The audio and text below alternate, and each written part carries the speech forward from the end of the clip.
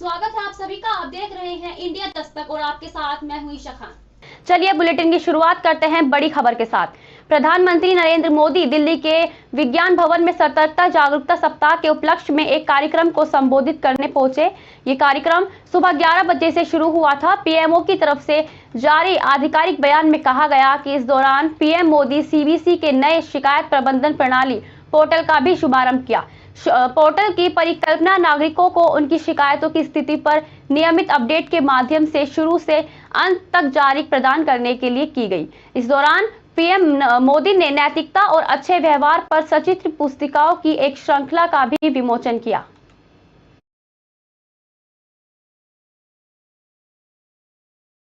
झारखंड प्रदेश Congress committee के अध्यक्ष राजेश ठाकुर ने भारत जोड़ो यात्रा कार्यक्रम के प्रखंडों और पंचायत स्तर तक सफल आयोजन को लेकर विधानसभा प्रभारी, जिलाध्यक्ष, प्रदेश प्रवक्ता आदि के साथ वर्चुअल बैठक की। इस दौरान उन्होंने ये सुनिश्चित करने का निर्देश दिया कि सभी पंचायतों और मतदान केंद्रों तक यात्रा पहुंचे और इसके लिए भी सभी प्रभारियों से पहले रूट चार्ट मुख्यालय भेजने को कहा। कार्यक्रम का संचालन सोशल मीडिया के प्रदेश चेयरमैन ने किया।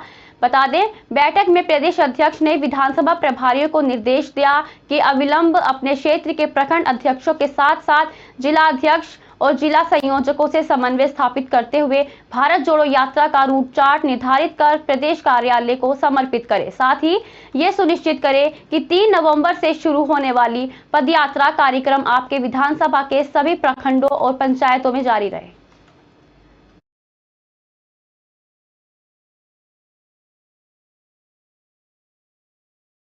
भारतीय रिजर्व बैंक की मौद्रिक नीति समिति गुरुवार को अपनी निर्धारित बैठकों से इतर एक विशेष बैठक करेगी। इस विशेष बैठक में रेपो रेट में 4 बार बढ़ोतरी के बाद भी मुद्रास्फीति काबू में न आने के कारणों की चर्चा की जाएगी।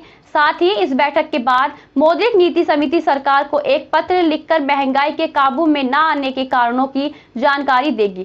केंद्रीय बैंक का लक्ष्य मुद्रास्फीति को 2 से 6% के भीतर रखना है। साथ ही मध्यम अवधि के सामान्य लक्ष्य की बात करें तो आरबीआई का स्टैंडर्ड टारगेट 4% है, जिसमें 2% बढ़ोतरी या कमी की गुंजाइश रखी गई है। आरबीआई के नियम कहते हैं कि यदि मुद्रास्फीति लक्ष्य लगातार 3 तिमाही तक पूरा नहीं होता तो केंद्रीय बैंक सरकार को एक रिपोर्ट देगा।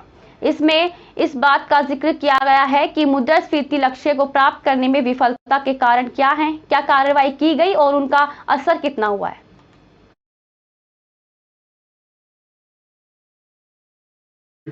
समाजवादी पार्टी के संरक्षक रहे मुलायम सिंह यादव के निधन के बाद लगातार उन्हें भारत रत्न दिए जाने की मांग उठ रही है। बता दें कि अलग अलग दलों के नेता राष्ट्रपति और प्रधानमंत्री को पत्र लिखकर उन्हें भारत रत्न देने की मांग कर रहे हैं। वहीं अब महाराष्ट्र कांग्रेस नेता मोहम्मद आरिफ नसीम खान ने राष्ट्रपति द्रौपदी मुर्मू को पत्र लिखकर मांग की है कि देश के सर्वोच्च नागरिक सम्मान भारत रत्न को मरणोपरांत समाजवादी पार्टी के संस्थापक रहे मुलायम सिंह यादव को दिया जाना चाहिए। नसीम खान ने अपने पत्र में लिखा कि मुलायम सिंह यादव ने हमेशा ओबीसी से लेकर पिछड़े वर्ग के लिए काम किया, संघर्ष किया और उत्तर प्रदेश के लोगों की भी सेवा की, इसलिए उन्हें मरणोपरांत भारत रत्न दिया जाना चाहिए।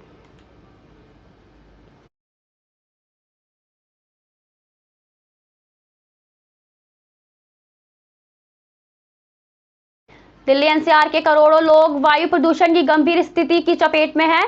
बृहस्पतिवार सुबह से ही आसमान में स्मोक छाया हुआ है। बता दें, लोगों की आंखों में जलन और गले में खराश के साथ सांस लेने में भी तकलीफ की हो रही है। इसके पीछे दिल्ली एनसीआर में जहरीली होती हवा, विशेषज्ञों के मुताबिक वाहनों और फैक्ट्रियों से निकलने वाला खतरनाक धुआं और गैस जब वातावरण की नमी से मिलती है तो स्मोक बन जाता है।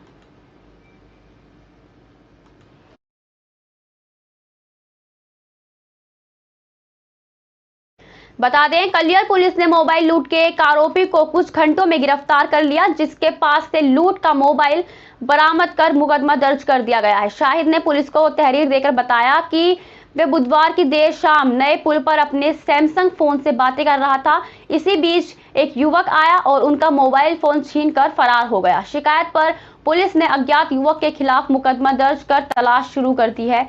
सूचना पर पुलिस ने आरोपी युवक को लूट के मोबाइल समेत गिरफ्तार कर लिया है।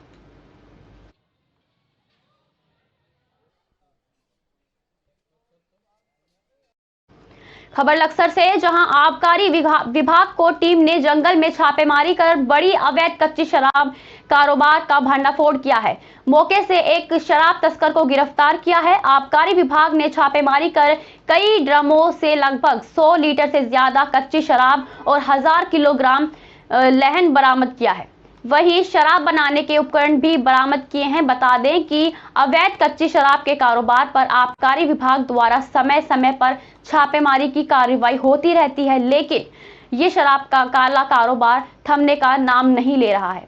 आसपास के गांव के लोग ही कुछ इस अवैध कच्ची शराब के कारोबार को करते हैं। अलग अलग जगह से कई ड्रमों से 100 लीटर शराब और 1000 किलोग्राम लहन व शराब बनाने के उपकरण बरामद किए गए।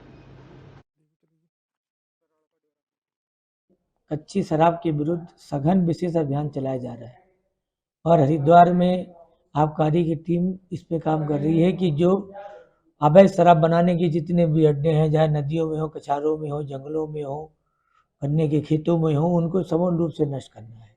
उसके लिए हमारी लक्सर की, हरिद्वार की और रुड़की की टीम काम कर रही है। साथ साथ में जनवित्तीय प्रवर्तन भी काम कर रहा है। और कल हमने इसी अभियान के तहत प्रतापपुर में बाणगंगा नदी के किनारे घने मार्श एरिया में, जहाँ पर पानी और कीचड़ है, वहाँ पर हमने एक व्यक्ति को गिरफ्तार किया और भारी मात्रा में शराब कच्ची बरामद की।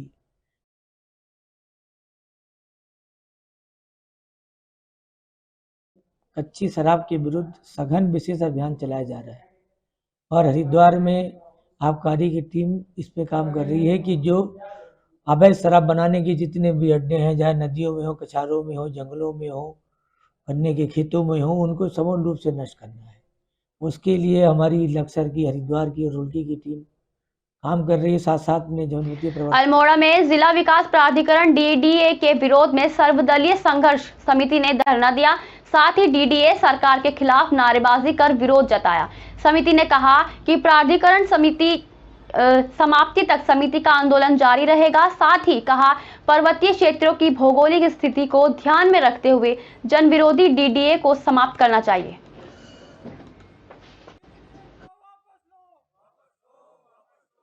असल में 2018 में जो विकास प्राधिकरण उत्तराखंडी पारिस्थितिक तंत्र में लागू कर दिया, जो यहाँ के लिए बिल्कुल ही अच्छा नहीं है। और यहाँ पर जो पहले मकान बनाने के जितने भी अधिकार थे नगर पालिका को थे, लेकिन आज उनसे सारे अधिकार छीन लिए हैं, जिससे कि एक सामान्य जनता को बहुत परेशानी का सामना करना पड़ रहा है। और जो वहाँ पर जो प्राधिकरण में जो लोग बैठे, इंस्पेक्टर राज चल रहा है उनका, वो अनावश्यक रूप से मतलब वसूलियाँ कर रहे हैं। हर आवेदन पर कुछ ना कुछ शुल्क इतना भिड़ा रखा है कि उसे कि सामान्य जनता नहीं बना सकती है। जो सेठ साहूकार लोग हैं वो तो कर सकते हैं, लेकिन सामान्य जनता, किसान, मजदूर लोग, ये प्राधिकरण के बहुत ही उसमें उनका बहुत ही नुकसान हो रहा है। इसलिए हम चाह रहे हैं कि ये हम बैठे रहें और ये पूर्णतया समाप्त हो और जितने भी अधिकार हमारे नगर पालिका के पास थे उन्हीं को वापस मिलने चाहिए। ये सरकार ने पिछले 2017 में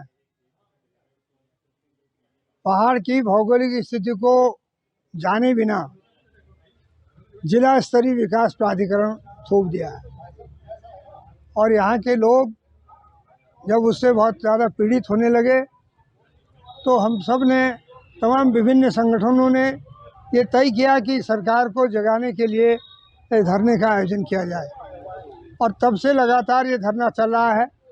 बीच में कुछ इसमें परिवर्तन लाया गया। पूर्व मुख्यमंत्री माननीय तीरथ सिंह रावत जी ने अल्मोड़ा में आकर के ये स्वीकार किया कि जिला स्तरीय विकास प्राधिकरण भ्रष्टाचार के अड्डे बन चुके हैं। खबर लक्सर से, जहां नगर पालिका परिषद ने नगर का गंदा कूड़ा इकट्ठा कर नगर में ही उसके ढेर लगाए जा रहे हैं और जमकर स्वच्छ भारत मिशन अभियान की धज्जियां उड़ाई जा रही हैं, जिससे क्षेत्र में मलेरिया, टाइफाइड जैसी कई बीमारियां हो रही हैं। जबकि नगर पालिका परिषद द्वारा लगभग कई वर्षों पहले लाखों रुपए की लागत से नगर में कूड़े के लिए प्लांट लगाया गया, जिसमें नगर के कूड़े से जैविक खाद तैयार हो सके, मगर यहां तो लाखों रुपए की लागत से बना कूड़े का प्लांट भी सिर्फ गंदगी में ही सिमट कर रह गया। वहीं इस मामले को लेकर लक्सर एसडीएम से बात की तो उनका कहना है कि यही मामला अभी तक उनके संज्ञान में है। पालिका डीओ से जवाब मांगा जाएगा और जांच कराई जाएगी। दरअसल में बीजेपी का काम सिवाय झूठ बोलने के, धोखा देने के अलावा और इन्हें कोई हिला है नहीं है। लोगों को मिसगाइड करते हैं, जनता को मिसगाइड करते हैं। स्वच्छ भारत, स्वच्छ भारत, स्वच्छ भारत। लक्सर पालिका के अंदर कौन सी जगह इन्होंने स्थापित की है जहाँ कहीं कूड़ा करकट डालते हो, इकट्ठा करते हो?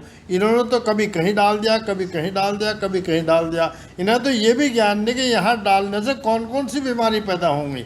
यहाँ जिस प्रकार ये कूड़ा डाल रहे हैं, पानी रुकता है, उससे यहाँ डेंगू की महामारी की तरह से बीमारी फैल रही है। अगर इसी प्रकार कूड़ा पड़ा रहा, पानी रुका रहा, तो यहाँ तो महामारी का रूप हो जाएगा, एक ही बीमारी। देखिए, बहुत अफसोस की बात है कि डेंगू जैसी बीमारी हमारे शहर में पनप रही है और बहुत सारे पेशेंट बढ़ रहे हैं लगातार। और ये हमारे लिए भी बड़ी अपमानजनक बात है कि हम जनप्रतिनिधि होकर काम नहीं कर पा रहे हैं। इसमें ये हो रहा है कि जो टिंचिंग ग्राउंड का कॉन्ट्रैक्ट हुआ है, वो टिंचिंग ग्राउंड का कॉन्ट्रैक्ट 29 जुलाई को ख़त्म हो गया था। उसके बाद माननीय अध्यक्ष जी ने अपने अधिकारक क्षेत्र में जाके 3 महीने की एक्सटेंड कर दी, जिसका टाइम भी कल ख़त्म हो गया है, 29 तारीख को, परसों। और वो कूड़ा इतना भर गया है कि जिनके आसपास खेत हैं उन लोगों ने भी कूड़ा उनके खेतों में जाने लगा, तो उन लोगों ने अवरुद्ध कर दिया। उसके बाद अब लगभग 20-25 दिन से कूड़ा जो है शहर के अन्य क्षेत्रों में, जैसे तहसील वाली ज़मीन है, रुड़की तिराहे के पास, चर्च के पास एवं अन्य जगह कई खेतों में जहाँ भी गिर रहा है, इसकी शिकायतें हमें प्राप्त हो रही हैं और ये गलत है। इसके लिए हम बहुत शर्मिंदा हैं। प्रकरण संज्ञान में आया है। नगर पालिका के जो ईओ हैं वो अभी उन्होंने कल ही यहाँ पर ज्वाइन किया है। उनको तत्काल निर्देशित किया जाएगा कि सार्वजनिक स्थानों पर या ऐसे स्थानों पर जहाँ पर ट्रेजिंग ग्राउंड नहीं है वहाँ कूड़ा न डाला जाए। और इसके बावजूद भी अगर इसमें कोई कार्रवाई नहीं की जाती है तो संबंधित व्यक्ति के विरुद्ध जो भी इसमें जिम्मेदार होगा उसके खिलाफ कार्रवाई की जाएगी और इसका अनुपालन सुनिश्चित कराया जाएगा कि सार्वजनिक स्थानों पर कूड़ा न डाला जाए। आज के लिए बस इतना ही। देश दुनिया की तमाम बड़ी खबरों के लिए देखते रहिए इंडिया दस्तक।